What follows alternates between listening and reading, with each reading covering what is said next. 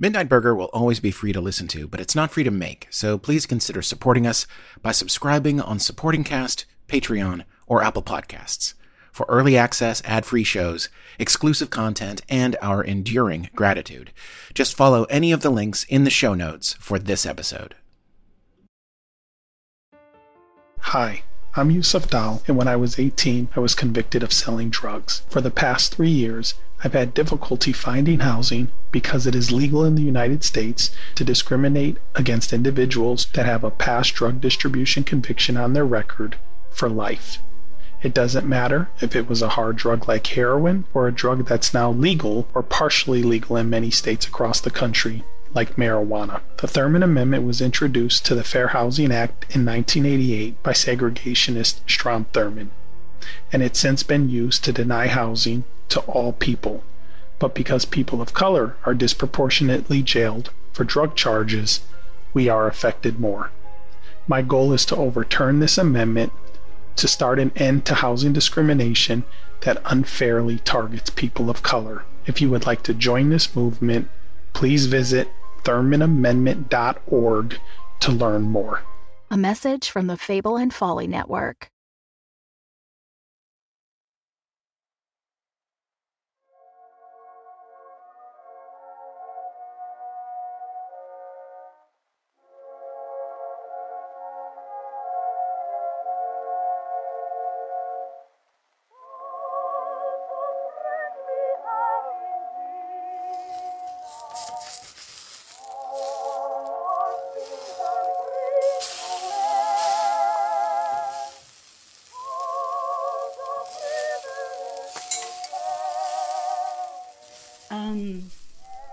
Hello? Hello? Hello? Hi! I'm here for the job interview. The what? Job interview? There was an ad. It said all applicants be here at 6. I was assuming 6 p.m. Was it a.m.? Because that would be weird. An ad? Yes. Am I... This is Midnight Burger, right? Yes. Okay. You're kind of freaking me out right now. Why don't you have a seat at the booth? I'll be right with you. Sure. What the fuck?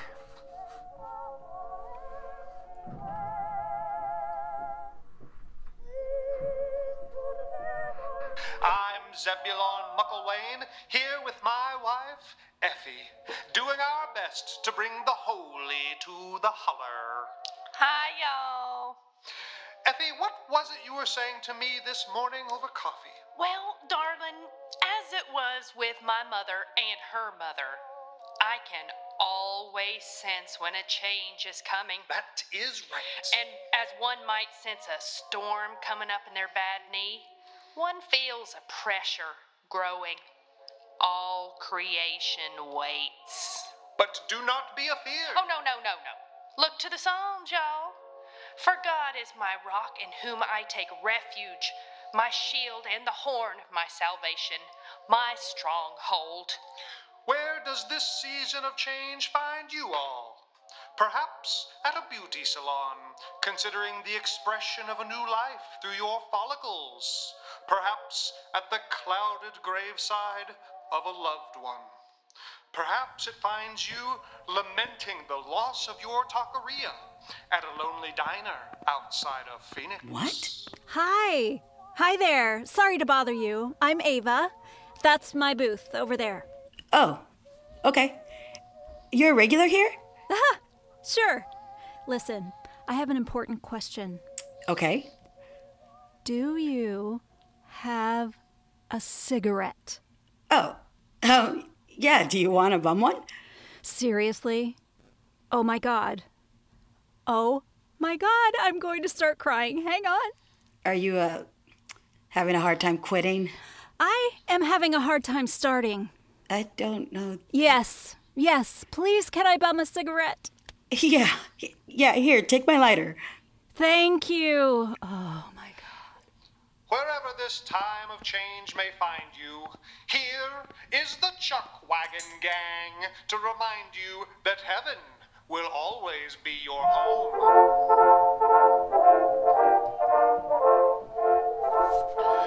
Okay, hi. This place is interesting. What's the radio show? It's wild. That's the Mucklewain's Hour of Power, sending out the gospel to the greater Toadsuck region. Where is Toadsuck? Arkansas. Why is it playing here?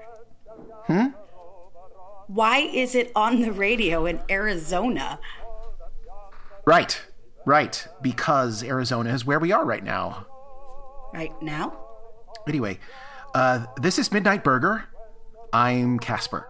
Fuck yes. That's Ava. She's always here. Nicotine, get in me. And this is a diner? Are you sure? Hey, we're in Arizona right now. Yeah. Is she like a homeless person? A little nutty? She's actually a physicist with multiple doctorates. Sure. So, you saw an ad telling you to come here at 6? Well, it said all applicants, but it looks like it's just me. Can I ask, did you make the ad? Because it seems to me that no one else works here, but you seem surprised that I showed up. Do you own this place? Okay, look. I don't have time for this. You obviously had no idea I was coming, and you seem to have no idea what you're doing.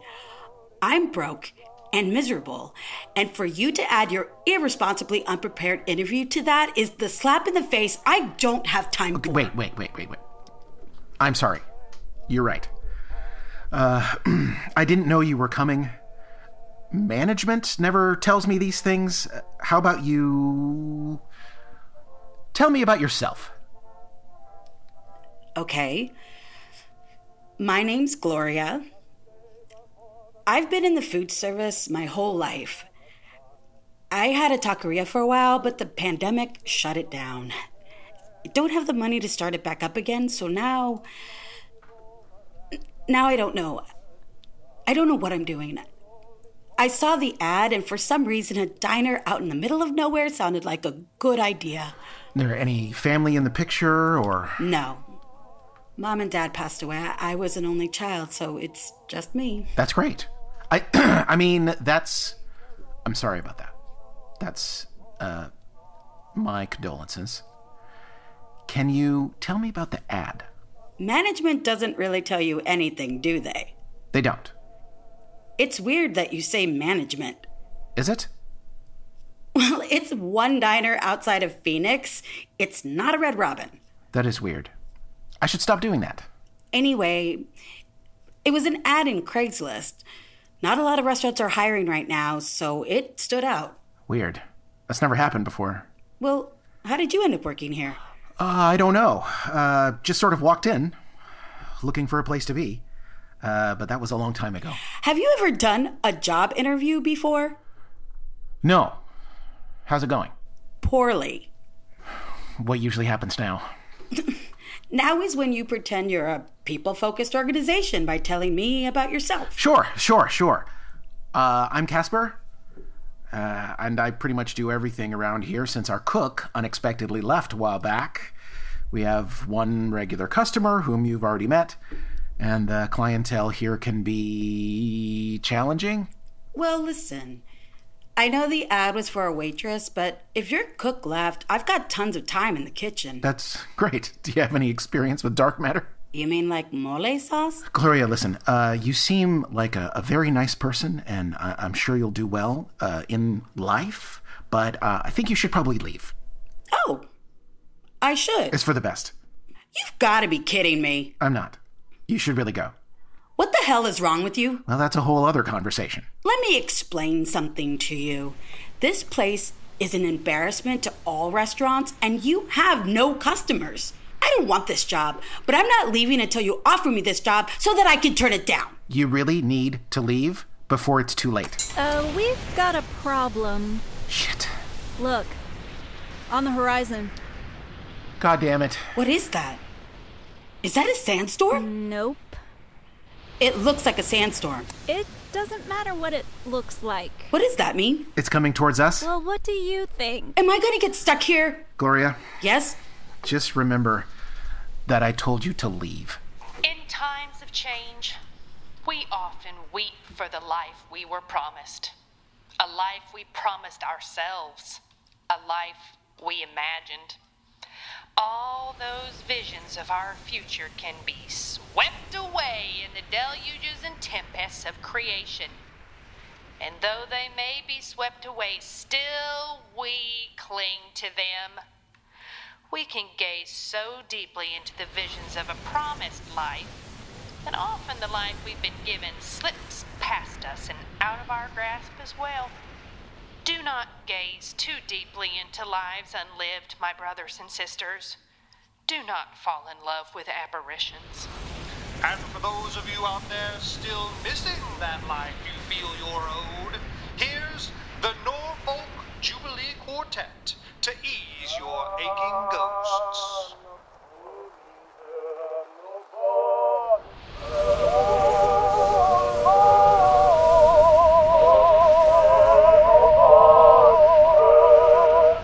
Here it comes.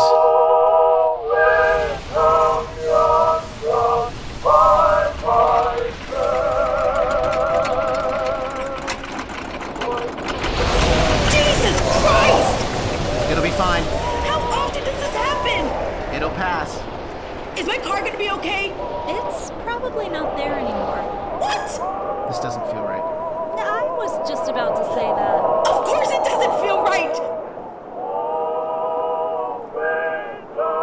Okay.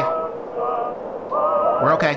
I'm going out there. My car is gone! No, it's probably right where you left it. It's probably us that's gone. What does she mean? It's us that's gone? Ava, don't go out there. Relax. It's weird out here. It's not dusty, but I can't see past the parking lot. The parking lot my car is supposed to be in? What's going on right now? I think I know what this is. Hey, Caspar, go to the back door. What am I doing? Just go. Okay. Do you see my car out there? Your name's Gloria? Yes. Gloria, I'm going to throw a rock away from this diner, and it is going to magically hit Caspar, defying all laws of physics.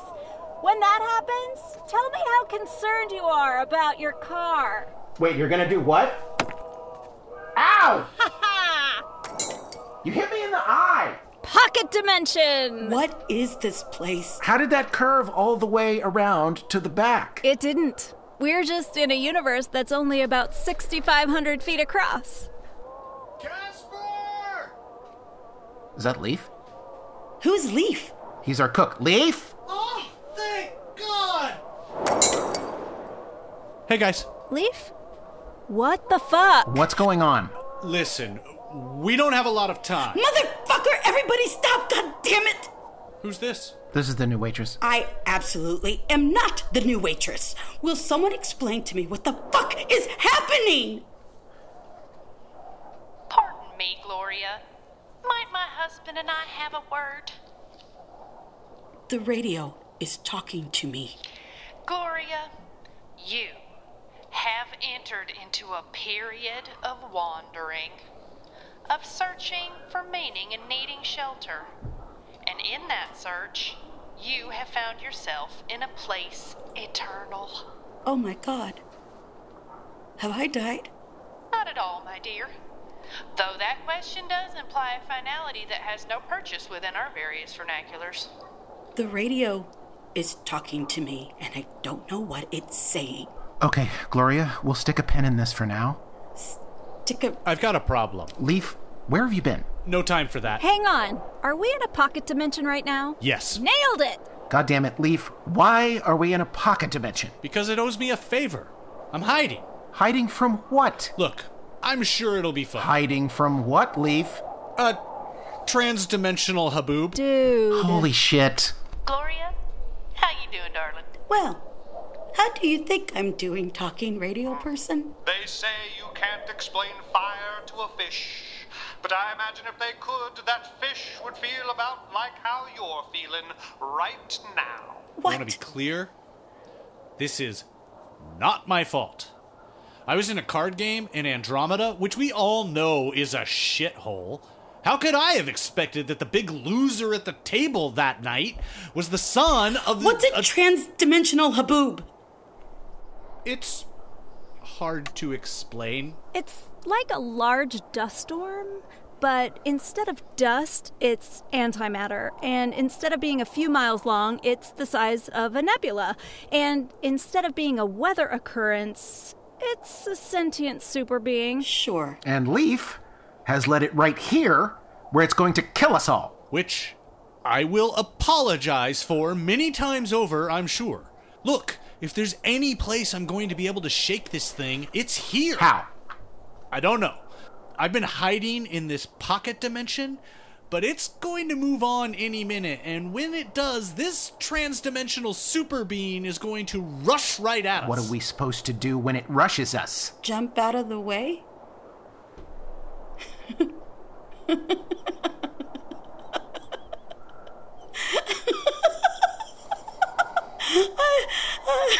Sorry. I've decided I'm having a psychotic break, so everything's funny now. Wait. Actually, she's right. Oh, good. That makes it funnier. You want to jump out of the way? Time slip. If we slide backwards through a particular timeline, that could throw it off the scent. Where were you before I showed up? Normalcy. Arizona. That'll work. Is my recipe book still in the kitchen? Wait, what? He's going to cook something to make us go back in time? Come on. Jean-Claude Van Damme is time cook. I like her. I'll be in the kitchen. Are you having a good time over there while we're all about to die, Gloria? I don't know. I mean, I opened up my fridge this morning and all I had was tapatio and a carrot, so at least this is less depressing. Okay, let's do this. Gloria, how about you have a seat at the booth there, and we'll explain everything to you as long as we are still alive in a few minutes. Booth. Okay. We're losing the pocket dimension. There it is. Jesus, that's huge. What am I looking at? Zebulon, hit Gloria with some narration, would you? And lo, Gloria looked upon a sight nary a member of her race had ever seen. Suddenly she sat in a booth, in a diner, floating in the tumultuous starways, her limited knowledge of existence as her only guide. The vastness of this new heavenly plane broken only by a distant malevolence. A dark spirit who now eyed her countenance with hunger. It was the size of any sky she'd seen tenfold, and it now moved upon them like a stalking beast. Leif, it's coming. Almost there! It looks very angry. And it's moving very fast. Almost there! If he kills us, I am going to kill him. Oh my God. Everybody hang on to something!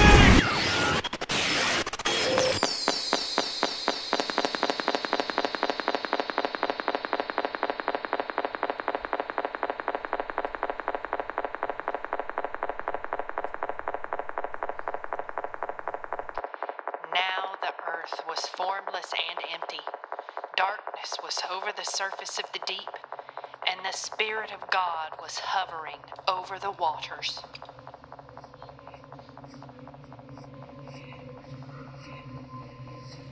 Everybody okay? Good back here! I'm fine. Gloria?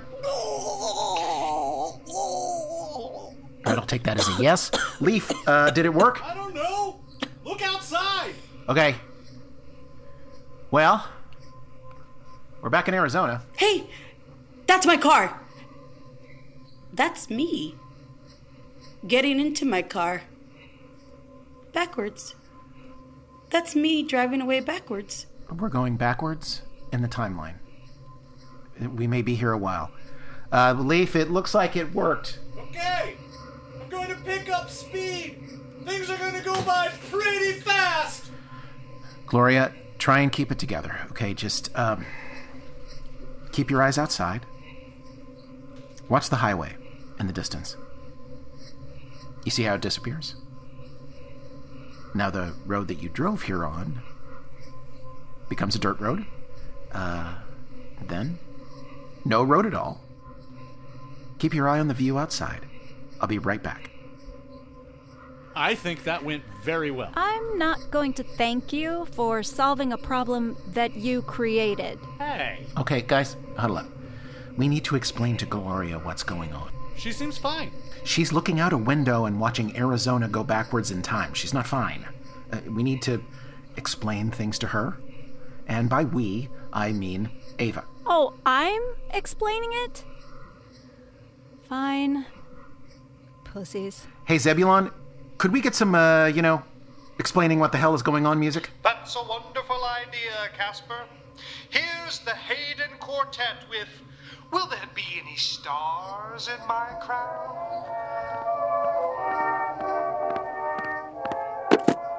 What are those? My notes. On what? This place. Before we start, I'm going to need another one of your cigarettes. Oh, okay.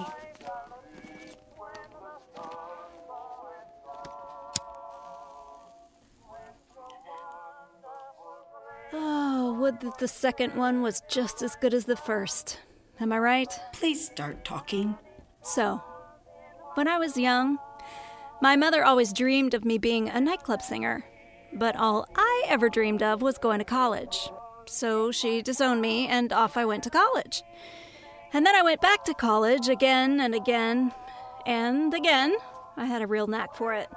I got this big stack of doctorates, and like most people with a big stack of doctorates, I spent a lot of time in front of a great big chalkboard. I had a great one. It slid back and forth. I miss that thing. I would write big, long equations, publish, write more big, long equations, publish again, etc. When you're a scientist and you spend your time zooming out on the universe, you discover that the universe is inherently a huge bummer because everything is dying. Constantly, matter and antimatter is breaking down, forming into something else, and breaking down again. Look out the window. We are going backwards in time at an alarming rate. Do you see anything staying put? Even the rocks are changing shape over time. Myself and my colleagues all accepted that. We accepted that the universe was in a constant state of decay. We had become coroners, really, studying celestial death. But I had a problem. Because on my chalkboard, and my chalkboard alone, all those equations I was writing were slowly pointing towards something. There was a point, somewhere deep in existence, that wasn't dying. It was a constant. And the universe doesn't do constants. The universe does death. So, this one strange spot in endless space and time was an anomaly. I tried to tell people about my theory, but everybody said I was crazy, which, as a scientist, is when you know you're awesome. So, what's a girl to do? Be called crazy her whole life? No. I decided that I would leave my lovely chalkboard behind and go out and find this thing. I would go to the singular point in all of existence that somehow wasn't dying. Turns out, it's a diner. Thanks for the cigarette. Whoa, hang on. Why is it a diner? Oh, I have no idea. Ava, tell her the rest. What? Everything after that is theoretical. Oh, by the way, that's my booth over there. No one touches my booth. Okay, that was 0% helpful, Ava. Thank you. No.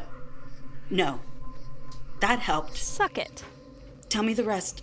Well, I mean, Ava's right. It is all theoretical after that. Suck it again. Oh, the old saying is that the only constant is change. This place appears to be the exception to that rule. And it's outside of Phoenix? No.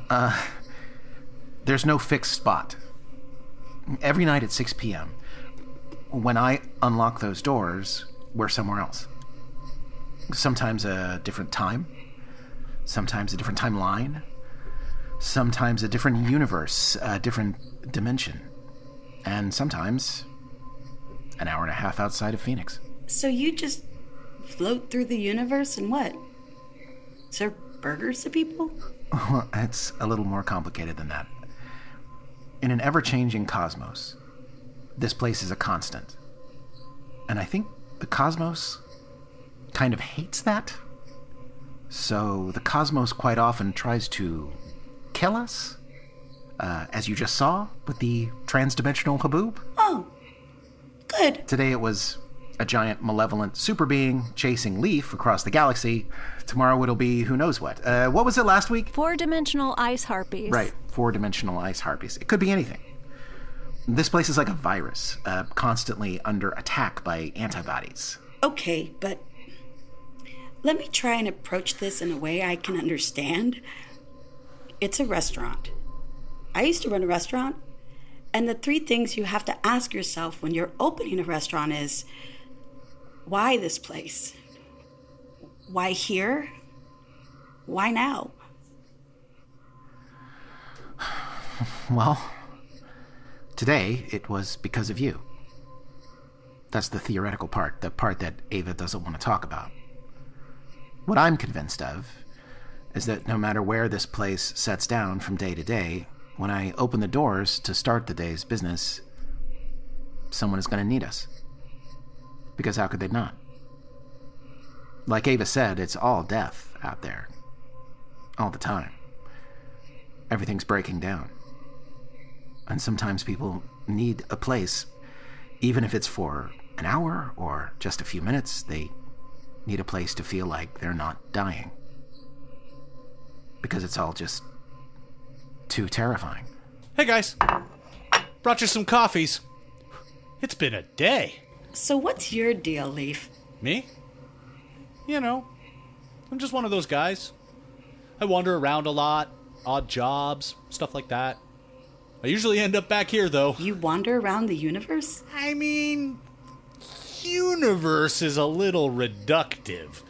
You're kind of describing a sandbox in a playground in a densely populated city when you say things like universe. Are you human?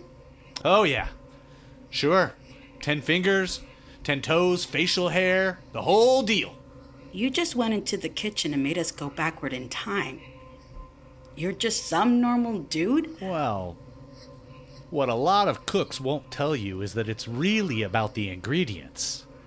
They like to convince you they have some sort of magical powers, but it's really about getting out of the way of what you've got in your kitchen, am I right?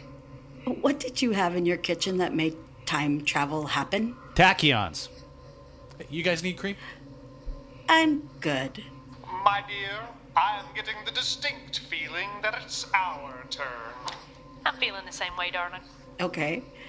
So what's up with you guys inside the radio? Well, I'm Effie Mucklewain, and this is my husband, Zebulon. And we're broadcasting to the greater toad suck area, bringing the holy to the holler. Okay, but really though. Effie, I'm getting the distinct sense that our new friend Gloria would like to understand the inner workings of our presence in her life. It's understandable, dear. But as Job asked, can you fathom the mysteries of God? Can you probe the limits of the Almighty? Leif, might I ask you to put a pause in our rush through this river of time we are currently in? We would like to show something to our new friend. Yeah? Sure. We can't stop for long, though. Hang on. Okay. We've stopped. Moving forward in the timeline at normal speed. Gloria, if you would please direct your attention outside our windows? If I have listened to the Lord's whispers correctly, we have traveled far into the American past, and we are currently placed on a vast and open plain in an America before history began, when it was a land of magic and enchantment, a land of peace. There's a village. I can see people. Those are the Pima people. They inhabited your home of Arizona for generations before the arrival of the Spanish. The Pima believed in the power of names, and that to speak the name of your ancestors is to conjure them from the spirit world. They can see us. They're waving. Feel free and wave back. There's no fear in them, no pain in unknowing. They're witnessing a mystery, and all they need do is wave. During your time with us, do embrace that feeling. For how much of our lives are spent building spires to reach the unknown? How much time do we spend convincing ourselves that such constructs may one day be complete? And perhaps all that time we've spent demanding answers from the mysteries should have been spent waving at them, admiring them from afar, being thankful for their magnificent scope. We can keep going now, Leif. Thank you kindly. Powering up.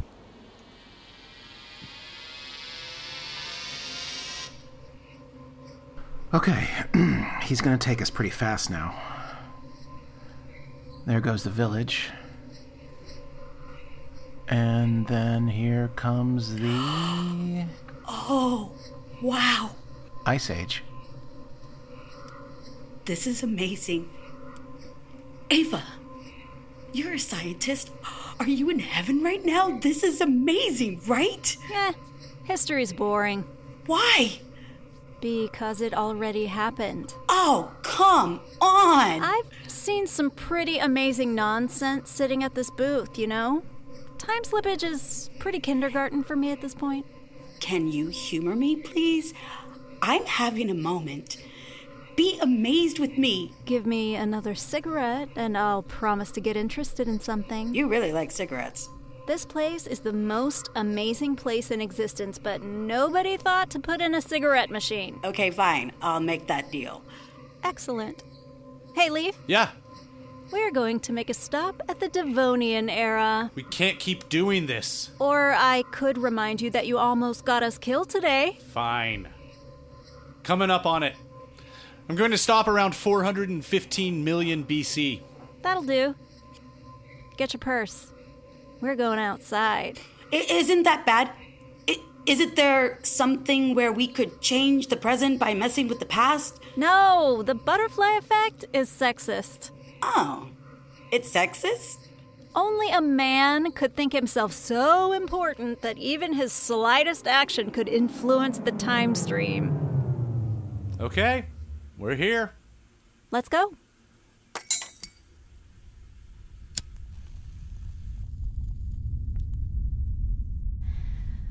Welcome to the Devonian era. It's dark. It was cloudy a lot. It's quiet. The only animal life is in the ocean at this point. The trees are so weird. That's why we're here. Those aren't trees. Those are 20-foot-tall mushrooms. Whoa. Trees could only grow about 4 feet at this point, but the prototaxites could just keep growing. So, you like mushrooms? The only thing even remotely as interesting as theoretical physics is the mushroom. Okay. I just want to put that tree in an omelet now. I see you've moved past the freak-out stage. I'm having a cigarette in 415 million BC, and I feel all right. You should stay. Stay? Sure. You're looking for a job, right? Oh, why would I do that? Because you're having a cigarette in 415 million BC? Do you seriously want to go back to 1 carrot and a bottle of Tapatio after this? We've got to go. Mucklewains, we're going to have to pick up the pace. How about some traveling music? Might I take this one, husband? Well, of course, my dear. If no one is too offended, I might play a little secular music. Goodness me, honey. That's awfully risque.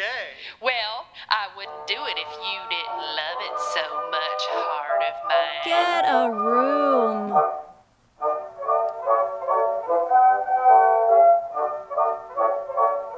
I'd really kill for some Linda Ronstadt sometimes. Okay.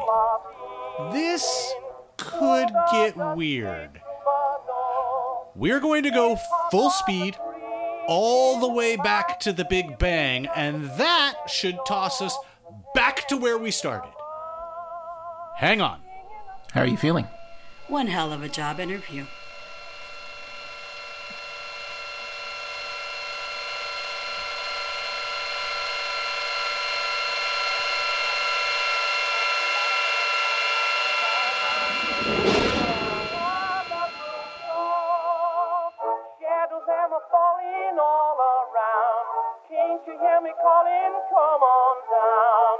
Okay. Welcome back to Arizona, everybody. There's my car. See? Right where you left it. No sign of the Transdimensional Haboob. Good work, everybody. Leif, never do that again. Sorry. Gloria, listen. I can never tell when we're going to get swept off somewhere else, so now's the time to make it for your car. Right. What's the use of waiting when you know you want to go? Come a-running, my honey. Don't you hear that steamboat blow? Thanks for listening to Midnight Burger, y'all. Be sure and tune in this time next month for more adventures in the vastness. And if time and tide roil you too harshly, or diurnal courses leave you with no safe havens, just remember we're out there somewhere looking for you. We open at 6. Don't you keep me waiting here in vain. Liza Jane, oh honey, I love you so. The Fable and Folly Network, where fiction producers flourish. Meet Pia Casely, a journalist with a nose for a good story. Do you know who the last person to interview Julie Capsum was? Me. Meet Brenda Bentley, a dogged detective with a case she can't let go. Nobody came closer than I did, and that's why I was kicked off the force. Together, they solve the cold cases no one else can. That's when things got weird. And we haven't even gotten to the torso yet. If they don't kill each other first, that is. Well, you've got another thing coming. You know, I think it's you got another thing coming. Or perhaps there's something else between them. Well, if the feeling's mutual, call it a mutual feeling. Arden, a podcast about crime, romance, and everything else. Season 1 and 2 now available. Brought to you by Wayface Industries. The good people.